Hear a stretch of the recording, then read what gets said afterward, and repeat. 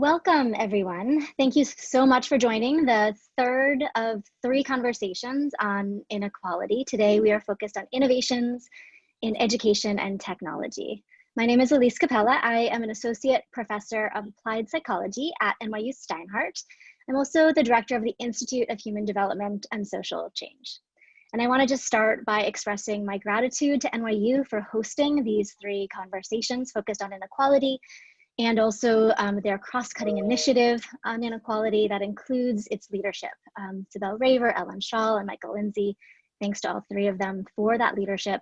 And also thank you to Caroline Dorson and Ashley Gerhardt for shaping these conversations and for bringing them into our homes every Tuesday night for the past 3 Tuesdays. So today, you probably know something about the topic. You likely know about the vast inequities in educational opportunity and educational outcomes for many groups in the United States: poor children, Black and brown children, students with disabilities, language minority students, and more. You may know about the lack of equal access to reliable, high-speed internet and digital technologies. And between these spaces, you might know something about the fact that effective, smart integration of education and technology is least available to the most vulnerable students. But most of us don't regularly study this inequality, and nor do we regularly act to address it. And today we have the opportunity to talk to 2 nationally recognized leaders about what we do know about inequities in education and technology, and also, importantly, what we might do about them. This pandemic has laid bare the inequities that already existed and then magnified them. But it has also created potential space for change. It's a chance to, I think, envision and enact something different and something better. So in March, which seems like a lifetime ago, the leaders of the Spencer Foundation wrote the following in an open letter: "We need to hold the devastating impacts of this moment, and can we also reach for what might be possible that wasn't visible before?" So let me begin by briefly introducing our 2 panelists. Charlton McIlwain is Vice Provost of Faculty Engagement and Development at NYU and Professor of Media, Culture, and Communication at NYU Steinhardt School. Charlton's scholarly work focuses on the intersections of race, digital media, and racial justice activism. He is also founder of the Center for Critical Race and Digital Studies. His most recent book chronicles the story of racial justice movement organizing online, and it's called Black Software: The Internet and Racial Justice from the Afronet to Black Lives Matter. Richard Buery is a distinguished visiting urbanist at the NYU Wagner School, senior fellow at GovLab, and a distinguished visiting professor at NYU's Tandon School of Engineering. Rich is the Chief of Policy and Public Affairs at KIPP and was recently announced the new president of Achievement First, a charter network with 37 schools in Connecticut, New York, and Rhode Island. Rich was formerly the CEO of the Children's Aid Society and served as deputy mayor for strategic policy initiatives in the administration of New York City's Mayor, Bill de Blasio.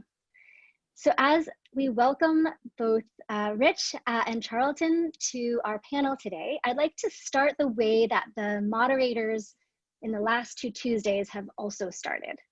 I'd like to ask you to reflect on your personal and professional trajectory and tell us a little bit about what inspired you to the work that you do today. I'll jump in and thank you, Elise, for that introduction. It's very great to be here and be amongst this crowd of folks that have assembled and this discussion with Rich and you. You know, it's somewhat a difficult question to talk about inspirations because I could talk about that for quite a while. I'm an African-American man in the US, which means that the data and statistics wouldn't predict my being here where I am today. I grew up, you know, in an interesting family, a family of military women and teachers and lawyers and engineers. A father who was college educated, but nevertheless incarcerated most of my life. A grandmother who begged, borrowed, and stole to get me to college, to get me through college. And then when I decided to go on for my PhD, of course, at some point she said, when are you going to stop and get a job one day? And so, all of those folks really hit home to me and helped me to realize that for all of them, the road to social economic mobility runs in and through higher education. And so that value for education is really something that has inspired me, both in terms of my personal upbringing and where I am today in terms of my profession. It means that the work that I do as a higher ed administrator, as a scholar, as an author, as a teacher is really about helping kids like me who have stories like me be able to succeed and have that opportunity. And I'll say one last thing about inspirations, that I spent the last 4 to 5 years writing this book, Black Software, and having the opportunity to talk to some amazing, incredible folks, African Americans and other people of color throughout the 60s on up to the present, who have made it abundantly clear the way in which technology, computer technology in particular, has throughout history been an arbiter of success and of social and economic mobility. And so I'm inspired by their stories and the work that we need to do to make sure that every kid that we see day in and day out in the neighborhoods that we live in and work have the same opportunities to succeed that I have. Well, I also want to thank you, Elise, for moderating, and thank the Cross-Cutting Initiative on Poverty for having us here in Charlton. Thank you for sharing that story. It's very inspiring and helpful. And I think a lot of similarities in the story, also being a Black man in America. I guess part of where I would say my inspiration comes from my parents. My parents are immigrants from Panama. They immigrated to Brooklyn in the 60s. And like most immigrants who come to the country, they came only because they wanted a better future for their family and their future children.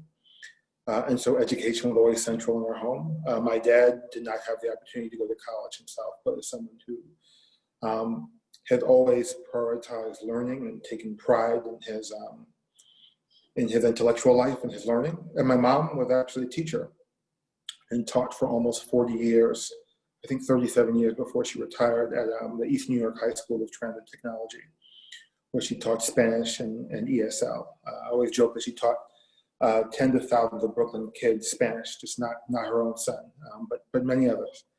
Part of it is just, your mom, I grew up in East New York, so a lot of the images of my childhood are being in the neighborhood with my mother and people coming up to her who were her former students, thanking her for the impact she had in their lives. So I sort of had the lucky experience of sort of seeing a teacher as a superhero, right? You would go around and people stop your mom in the supermarket or on the street.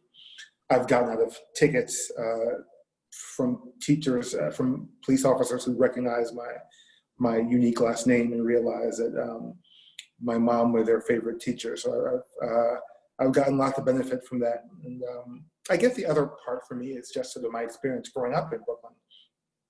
So I grew up in East New York, which is a high poverty community for those who are not from New York, on the eastern border of Queens in Brooklyn.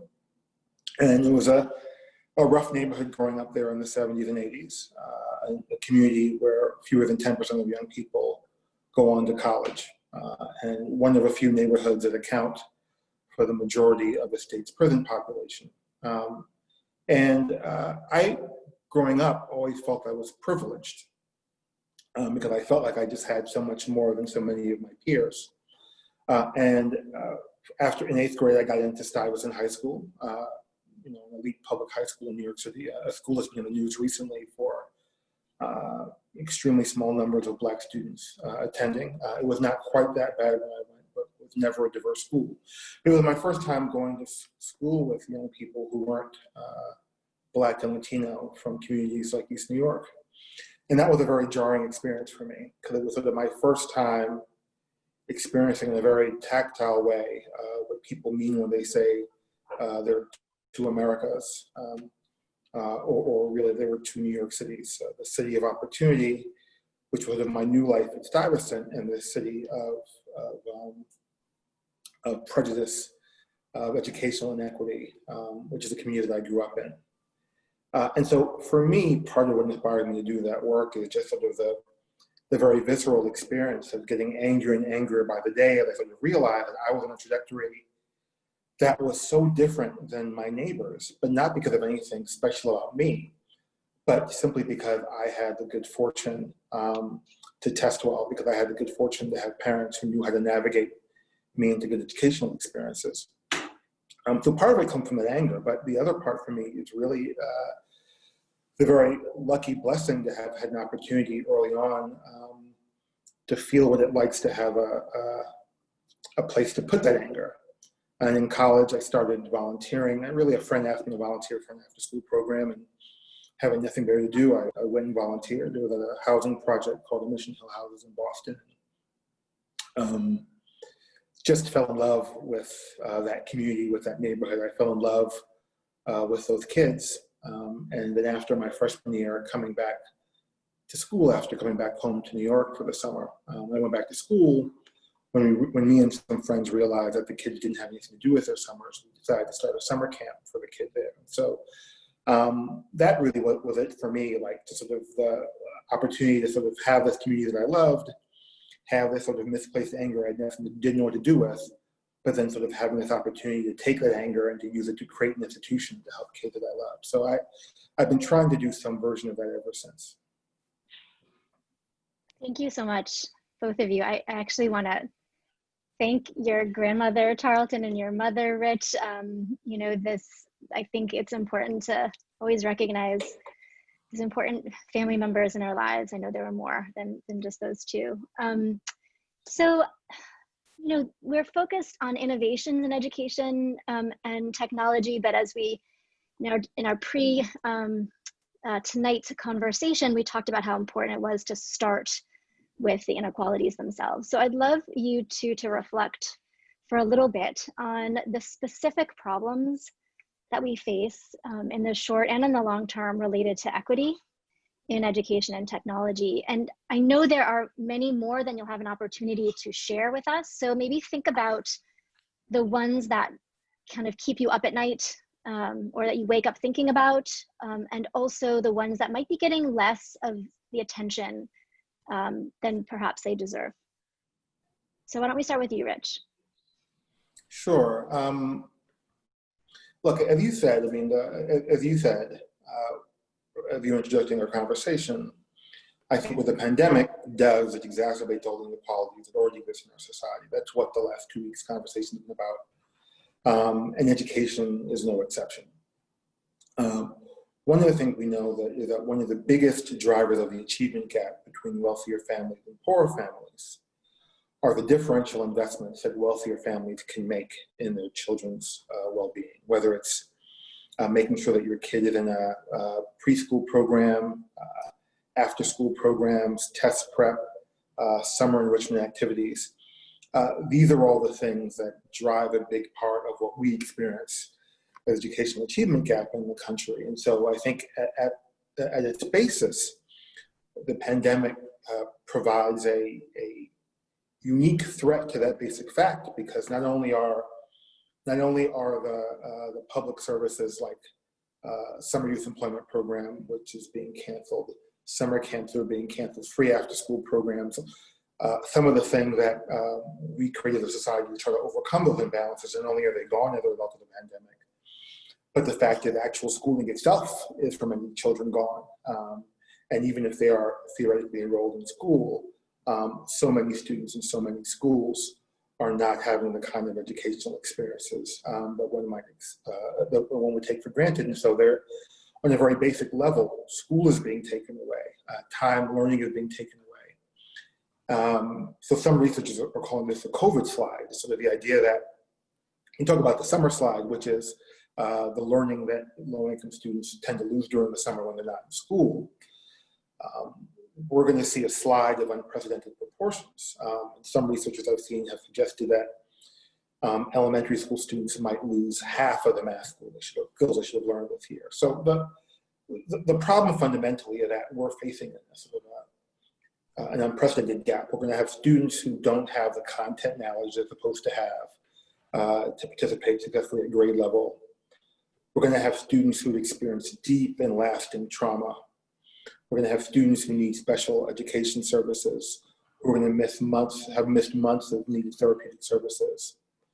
We're going to have students who have housing insecurity. We're going to lose students. Students are just going to be missing because they'll have moved around and schools won't be able to find them. So we're going to have a perfect storm, which is that we're going to have a student body which has unprecedented need, academically and socially, or we're going to do it with schools that have significantly fewer resources than they probably did because of severe pressure on public budgets.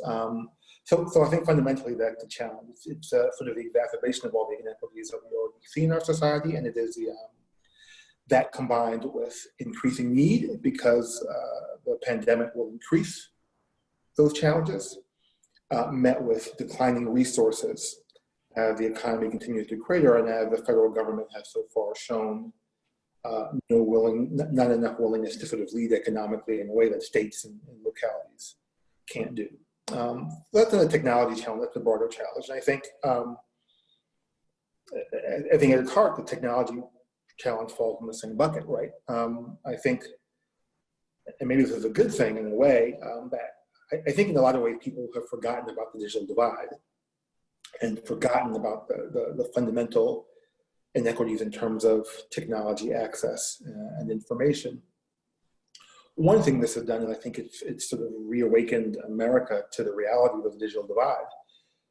Part of that remains the device gap. I mean, we have this image of all kids having cell phones, but there remains a severe device gap in terms of people having a device on which they can do schoolwork. Just in New York City alone, as of a couple of weeks ago, the New York City public school system had distributed about 280,000 internet-enabled devices. KIPP, Achievement First, other charter schools are also distributing their own devices. So there's a device gap. I think the part that people may be less familiar with is what we call the homework gap, which is a connectivity gap, which is that even if people have devices, having stable and reliable Wi-Fi at home so that you can do your work. There's an estimated 12 million kids in America who are unable to complete their homework because they lack internet access at home. Again, that was a problem before the pandemic. Now, when not only do you need technology to do your homework, but you need technology to participate in school fundamentally. So solving that problem becomes the first step in moving forward. So to me, that's sort of the short-term and fundamentally the long-term challenge. Charlton, yeah, can you shed some more light on the technology side of all of this? Yeah, and I'll pick up right where Rich left off, because it really is the sort of issue when COVID made its way to us, and particularly then when schools had to let out, that place that we turned was the technology, and that was going to save us. And I think Rich is absolutely right that we, this digital divide, we have masked now for so many years because of connectivity and the fact that folks have many ways to connect, a cell phone, et cetera, and our hardware and software these days can do much more than they could 10 years ago, 20 years ago. And so that lulling us in a way into a sort of false sense that we've achieved or solved that problem. And so when COVID hit and we all of a sudden saw that this was the place where we were going to have to do all things, learning, working, living, etc., it made and laid bare, I think, what was there all along, but which we have started to really not see. And those are, as Rich mentioned, gaps in access, hardware, software. It's also a gap in adoption, right? So one of the things we like to talk about is sort of the massive ways in which we've built broadband infrastructure. But that infrastructure means nothing if people are not adopting it.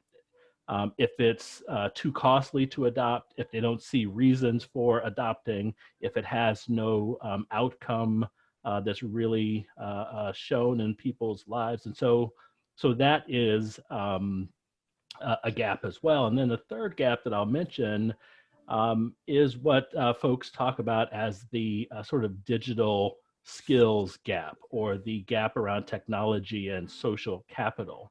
And so just because you put hardware into a room doesn't mean one is going to automatically know how to use it. It also means that they may not automatically know the degree to which that hardware and software could help them do certain things. And so, we can get into it a little bit later when we talk more about long-term problems, but I think our way to think about technology in this country has been to say, look, there's these disparities, but then we like to sort of mix and confuse equity with equality and say, look, if I just give everybody a laptop, if I just make broadband available to everybody, we've solved the problem. Where we know that certain people are better prepared and better positioned to take full advantage of those technologies than others have. And I think that's the compounded gap that we're seeing now with our kids, who have all of these gaps in access and so forth, but we have not done the work of saying, when you have these machines in your home now or otherwise, here is the social, the technological, and other supports to give you maximum access to what this technology affords. A great, just a follow-up, Charlton, something I was thinking about when you were speaking. The last couple of weeks, students across the country, including my older son, took advanced placement exams.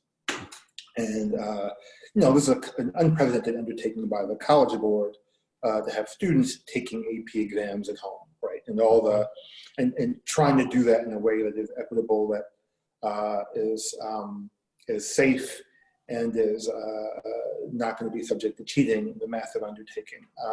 And so, not surprisingly, I don't fault the College Board for this, but not surprisingly, there were some challenges in terms of submission of those tests. And it was interesting reading some of the coverage of the AP tests. There are all these stories of students, who worked all year. They're ready to submit the test, and systems freezing and not being able to submit those tests. And some of the reporting is talking about, families, the father and the brother are like, there's one story I was reading about, everybody was trying to reset the router and do all this stuff to get the student able to submit the test. So, but these are talking about middle and upper class households, what the article was essentially talking about.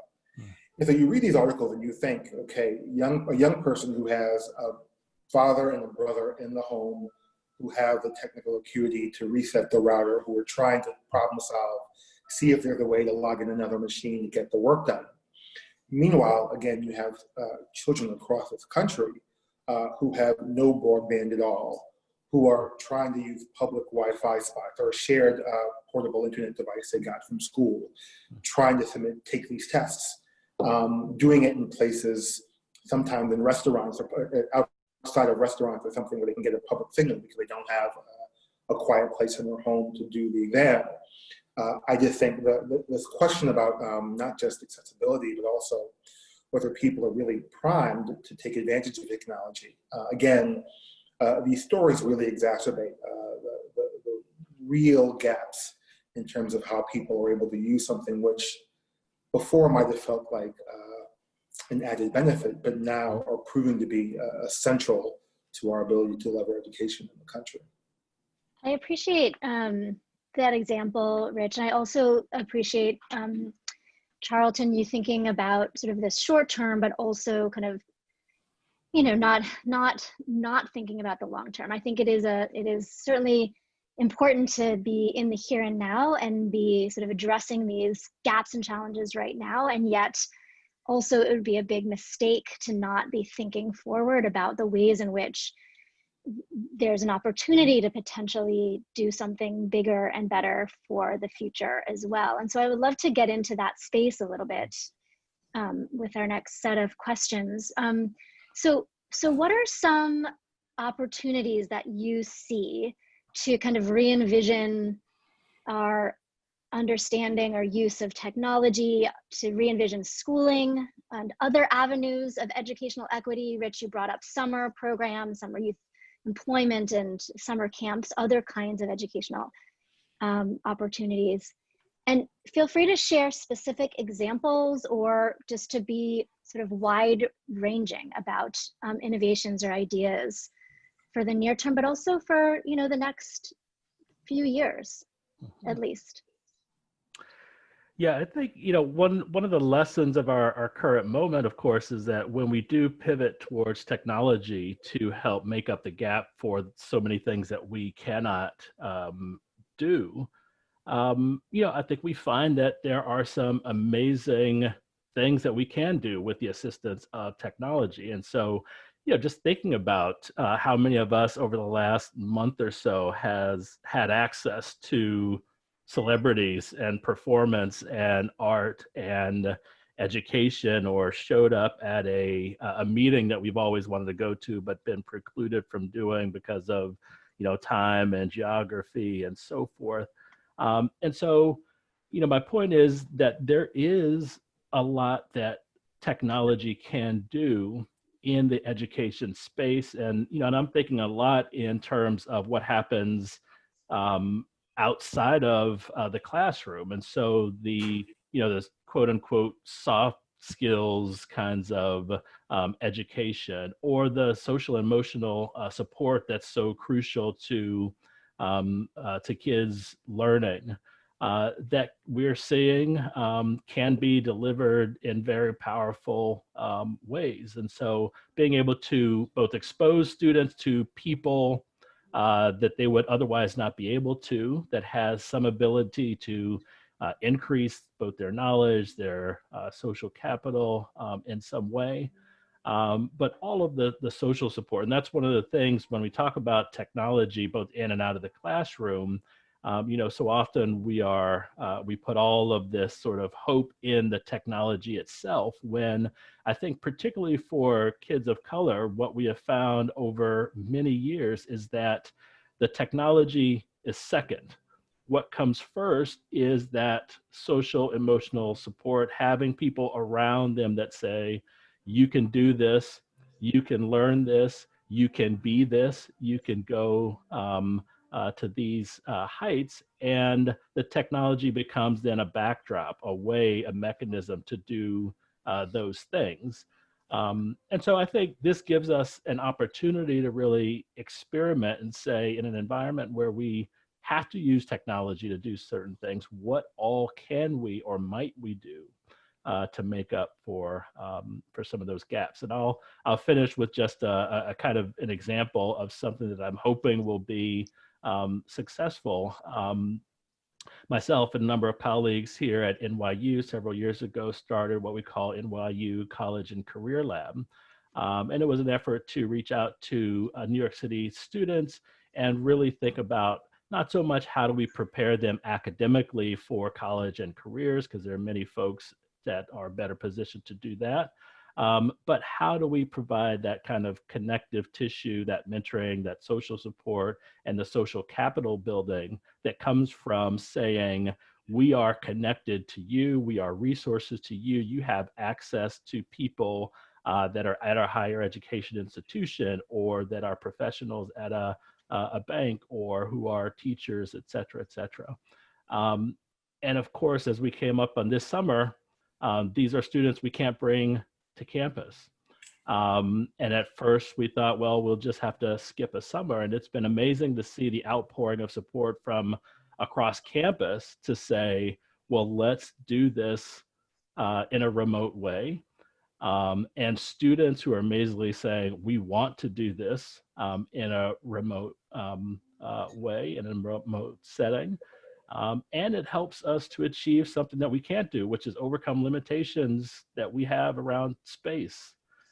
We can only bring so many students to campus physically, but we can do a lot when we think about doing part of this remote and part of this offline in the physical environment and so forth. And so I'm hoping that's one example of things that we can do outside of the classroom. And I know Rich has a lot of great ideas about in classroom, the ways this technology might be experimented with to close the gap in some way.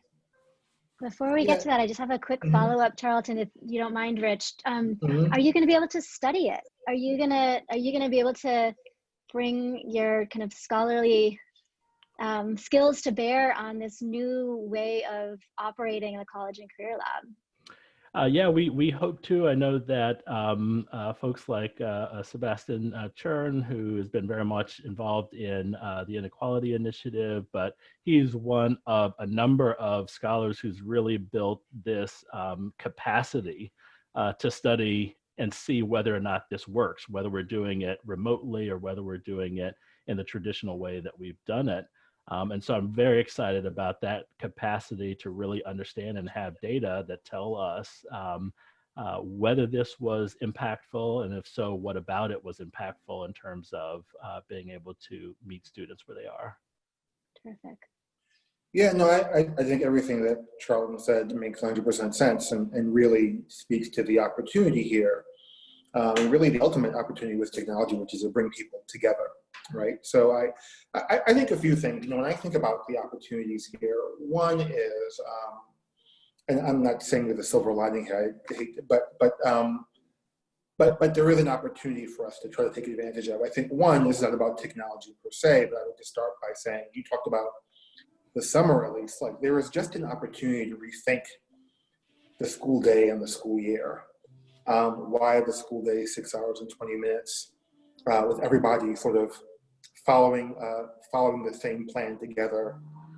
All the ninth graders are in the same room for the first hour and they go do the same next room for the next hour.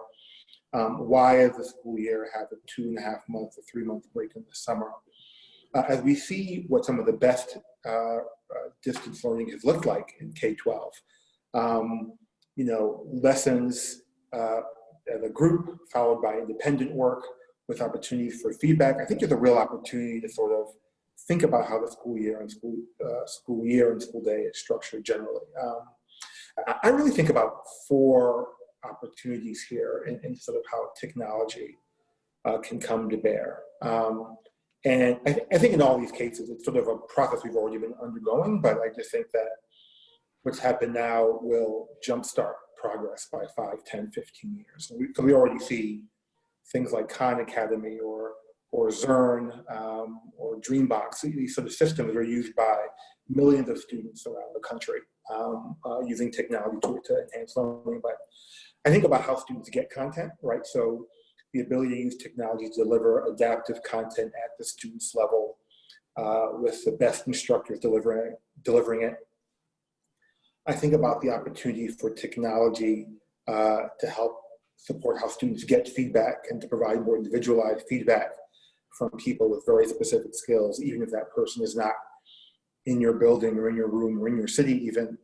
I think about how technology can unleash and change how people get support. One of the organizations I've been blessed to be involved in my life is an organization called iMentor that I helped start and I serve on the board of. And iMentor is an organization that matches young people to volunteers for 3 to 4 year volunteer engagements one-on-one to support the college transition process. So help them finish high school, make the transition to college, and to begin college strong. We know there's a huge college counseling and support gap in this country, as many as 1 to 400 in many schools. Technology really offers an opportunity, and I should say that for iMentor, most of that counseling is done virtually, done online. A real opportunity to sort of change the way we deliver social support and services to kids. And then I think as we begin to reopen physical buildings, we're going to have to think about the role that technology plays in keeping children physically safe, from how we structure classroom buildings to using technologies to check students' fevers, or the medical technology that we're going to use to keep kids safe. So there are all these dimensions on which I think we are on the cusp of driving innovation faster and farther. And a lot of my concern about all of this, not to be negative, is that we're going to squander these opportunities. that we're going to sort of treat a lot of this as like, here's what we do to make things work until we can get back to the status quo, until we can go back to the way things were before. And we'll go back to the regular school year, the regular school day, the regular way of delivering instruction. And that would be a tragedy because the status quo wasn't working. It wasn't working for Black kids, for poor kids, for Latino kids, for immigrant kids, for kids with disabilities or kids with special needs. So we have to like take advantage of this opportunity and make sure that we don't get satisfied with the status quo, and to continue to push the innovation that's been forced on us, and to continue to drive that innovation forward. And one other thing I will say, just as an example, one of the things, just two examples about classroom instructors. We know that one of the biggest drivers of outcomes is the quality of the teacher you get. You get 2 excellent teachers 2 years in a row, stratospheric impact on your long-term educational outcomes. We've also seen incredible research in the last few years about the importance of having a faculty of color and what it means when a student of color has a teacher of color in front of them and how that drives education. I think there's an interesting opportunity here to think about how the ability to have one teacher in front of 100 kids developing content, instead of in front of 30 kids delivering content, how that can begin to address some of those needs, while at the same time freeing up other teachers to provide individual support, coaching, counseling, tutoring, even one-on-one or small group support. I think, I'm not saying we should be replacing teachers with online content delivery. I am saying that there are opportunities to solve problems here. The schools that don't have access to an AP teacher, don't have access to an AP class, I hope that we as a country take advantage of this and don't just revert back to the status quo.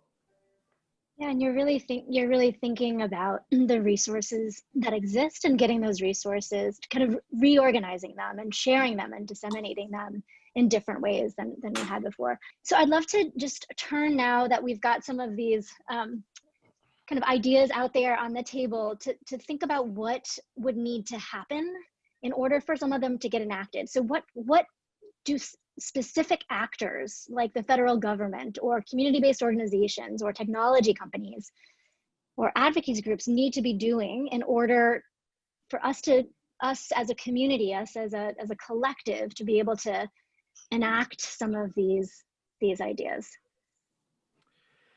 Yeah, it's a great question, and I think the one that we really should be focusing on, and I think we're good enough to be able to do 2 things at once. That is, think about our problems, but also think about the ways that we can innovate and plan for that innovation. And so, in my mind, there are a couple of things.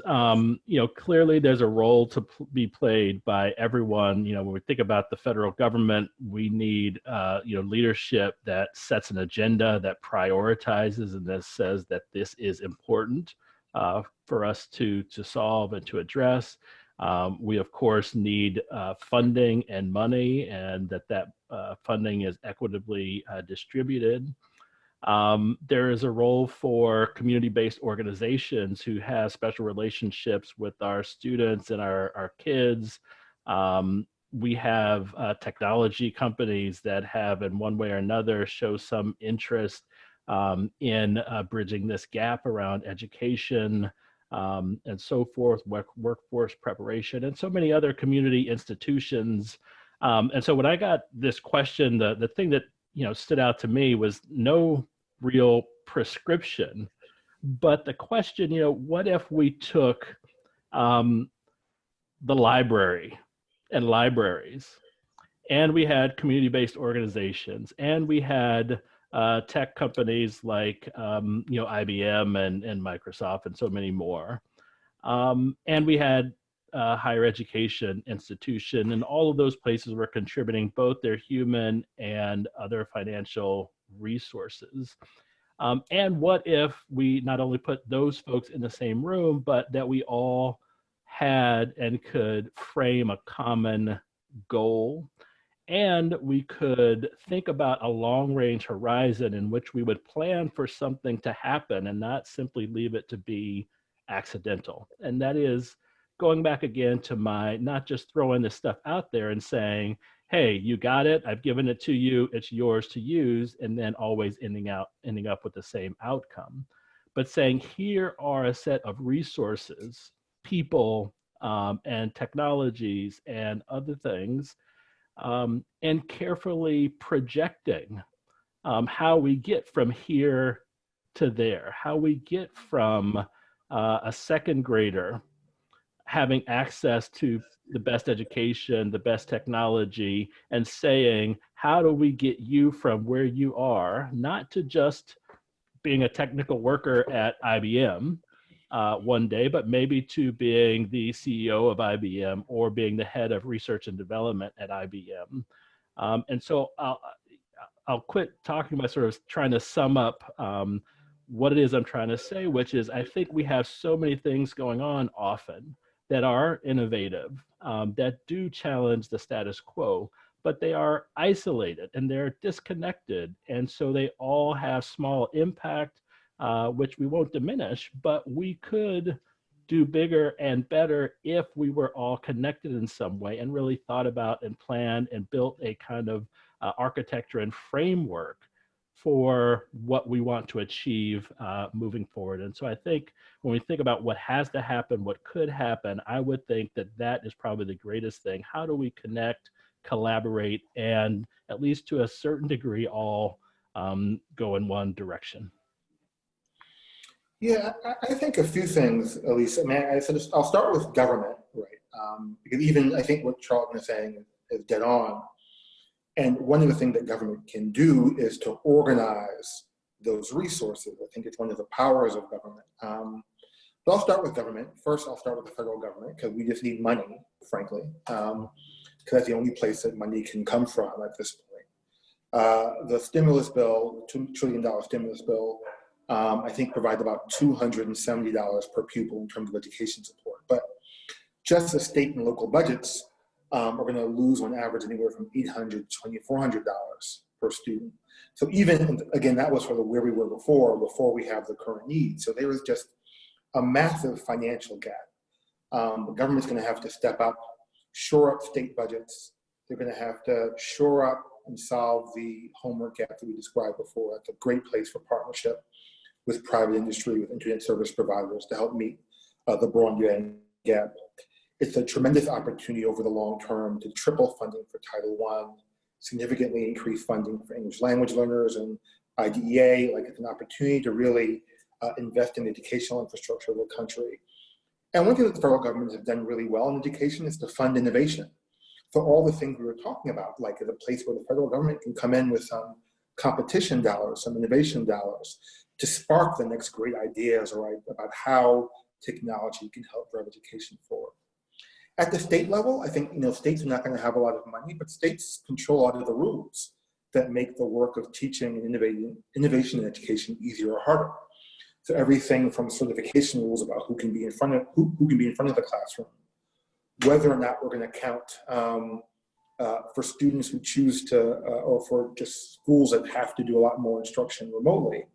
If a student who's did all education remotely next year, is that student going to count for your per pupil? Did that count as attendance? So there are all sorts of places where the state's going to have to be flexible. And like you were saying, Charlton, I think it's a tremendous opportunity for collaboration across sectors in multiple ways. So you were talking about libraries. One of the things that we know, like if school opened in the fall, I'm spending a lot of my time right now thinking about what does school look like in September, particularly if schools are opening with social distancing rules, and particularly if there is a number of students and parents and teachers who either don't want to come to school or can't come to school because they live with a vulnerable person or because they get infected and then have to be quarantined and their family has to be quarantined for some period of time. It's going to require a rejiggering of the school building. And it's going to mean that you can't have 30 kids in the classroom anymore. So you're going to have this combination of in-person and out-of-school learning. Institutions like libraries and others can be a big part of that. They can help support the learning for those students when they're not in physical school. Maybe those spaces, these are public spaces all across the city. Maybe those spaces can help be a place where kids can go if their parents need childcare, but those kids aren't in school that day. I just think we're going to have to think about all the parts of the city and this country differently. All of our roles will have to be changed. And I will come back to government because I think it's hard for private actors to organize themselves in that way. I think one of the most important things government can do is to help bring all those actors together to solve these massively complex, but I think ultimately solvable problems. Thank you for those perspectives. You know, I want to get to a few of the questions. There's so many good ones, and I'm not going to get to everyone's. I apologize in advance. One of the things we haven't really talked as much about is young children, right? So we've talked a little bit about older children and content knowledge and ways in which they're engaging with technology. And, you know, we've got, you know, Rich, you were one of the kind of drivers of the Pre-K for All initiative in New York City. So you know the importance of early childhood education, and you've been in on the ground with that. How do we, you know, how do we think about supporting families and engaging families because they are so critical with these young kids, and also supporting these, you know, these 4-year-olds who are, you know, not only in the short term where they're having to kind of be on technology and be at home, but also really in the long term, sort of rethinking our approach to family engagement and early childhood education. Yeah, it's a great question. And I think the youngest kids in some ways present the most acute challenge, right? Because on the one hand, I think there are a number of ways in which the youngest kids are least likely to benefit from remote learning for a bunch of reasons. But including that so much of the value of being in preschool, for example, is around socialization and social development, which are things which are simply more difficult to deliver virtually, or at least we have a lot of work to do to think about how we can deliver some of that work virtually. That's sort of one. Two, they're the children for whom the development of foundational skills is in some ways most important. Like we know that if children are not reading by the 3rd grade, up into 3rd grade, you learn to read, is a cliche. Then after the 3rd grade, you read to learn. Like if you're not by the 2nd or 3rd grade at level, the system faces extraordinary challenges. So in some ways, the youngest kids are just the most vulnerable for that reason.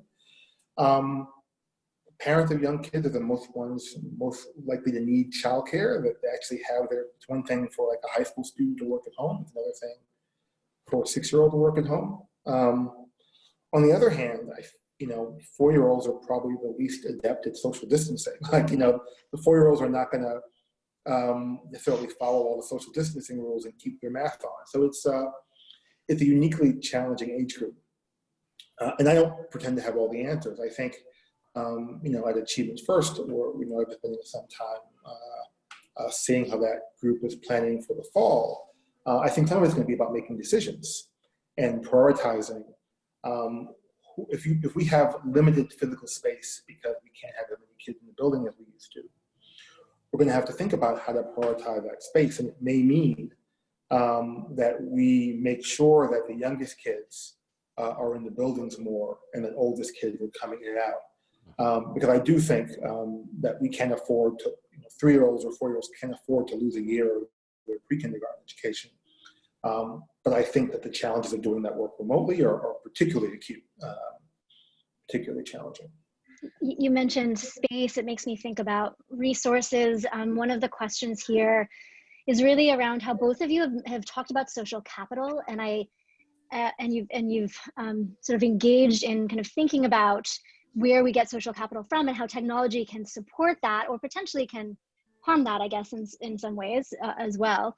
And we have a lot of social capital, those of us who are connected to NYU, and we all are, and I think a lot of our audience is, anybody who's connected to a university like NYU is a potential resource, has something potentially to offer. And I guess the question is, how do we leverage that to increase educational equity?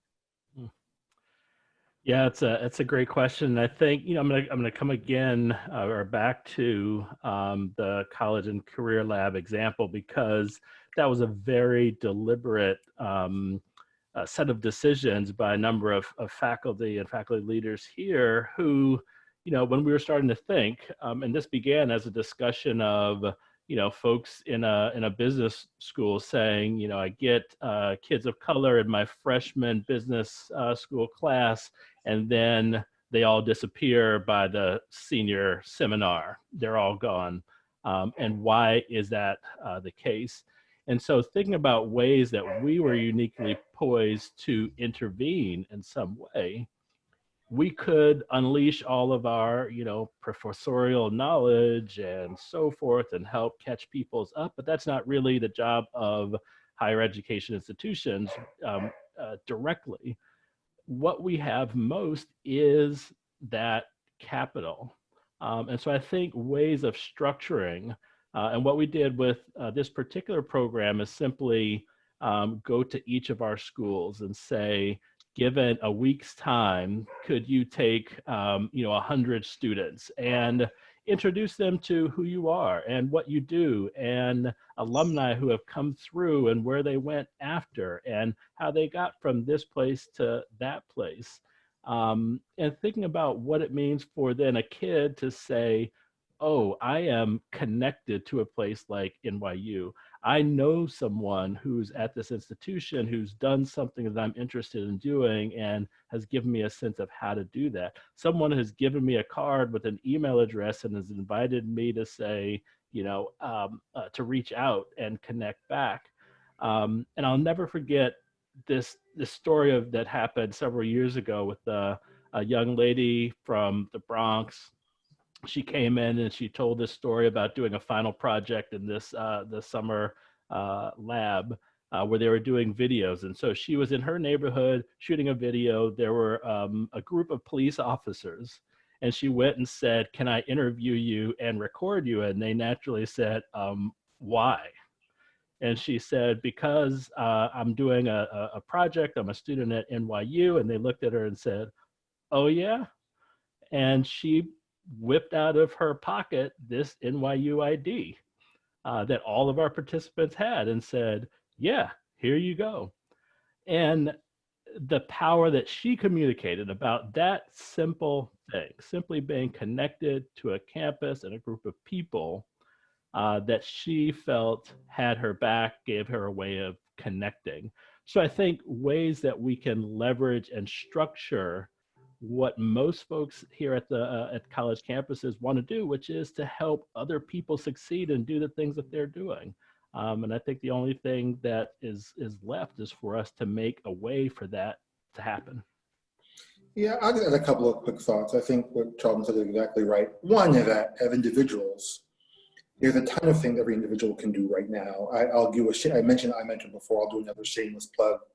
You can go to imentor.org right now and sign up to be a volunteer mentor and make a tremendous impact in the life of a child in New York City today, right? So that's sort of one thing you can do. I'm involved in a number of conversations to sort of think about large-scale tutoring initiatives to support schools around the country. There will be tons of opportunities to serve as a tutor virtually. It's going to be, so there's a ton of ways to be involved individually.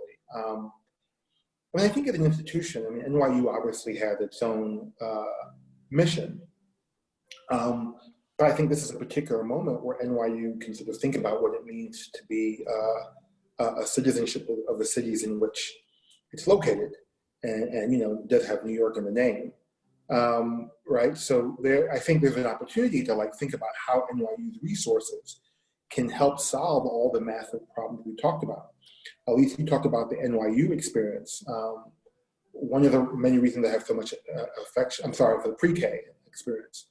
One of the many reasons I have so much affection for NYU is because NYU, particularly faculty at the Steinhardt School and others, played a tremendous role in the launch of the pre-K for All initiatives as experts, as evaluators, as resources. Your colleague in the Provost office, Abel Raver, we wouldn't have been here, but NYU has so much intellectual capacity. All the problems we've described, if NYU decided we're going to sort of connect with the city and work together to help solve 5 of these big problems we're going to face in K-12, we would make tremendous progress because of the university's input. One more thing, Elise, that recently when we talked to faculty and asked about sort of how to best achieve their aspirations and goals, it was stunning to me how many of them basically said, look, I would sideline things like tenure and so forth if it were made possible for me to achieve my goals of simply having an impact on the community and city in which we live. And so there's so much sort of want to there. And so I think all of these ways that Rich mentioned and so forth for us to be involved in that way could be tremendously impactful. On that note, it's a perfect ending point, that we want to have impact and there's ways we can have impact. So thank you so much, Charlton and Rich, for your expertise, for your wide-ranging conversation, and for your dedication to reducing these inequalities and finding better solutions for our kids and our families and our schools. Thank you on behalf of NYU and anybody who's in the audience. If we didn't answer your question, we apologize and hope that we can have another opportunity to do so soon. Please hold on as we say goodbye so that you can record what you thought of this conversation and give us some more of your voice in this so that we can highlight that in the future. Thanks to everyone.